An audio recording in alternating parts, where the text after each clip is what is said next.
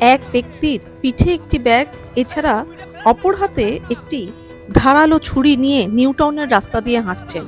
তার পিছনে কয়েকজন দৌড়চ্ছেন। এই চিত্র দেখে সকলেই হতবাক এবং হতভম্ব।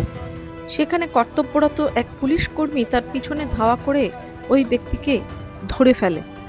পরে জানতে পারা যায়, কারিগরি ভবনে কর্মরত ওই ব্যক্তি ছুটি না পাওয়ায় রাগে তার ঊর্ধ্বতন আধিকারিককে ছুরি দিয়ে এলোপাতাড়ি আঘাত করতে থাকেন। অন্যান্য কর্মীরা বাধা দিতে গেলে তারাও রক্তাক্ত হন। পরে ওই ব্যক্তি সেখান থেকে বেরিয়ে রাস্তা দিয়ে ওই ছুরি হাতে নিয়েই হাঁটতে শুরু করেন। পেছনে ধাওয়া করে অফিসের আরও কয়েকজন সহকর্মী।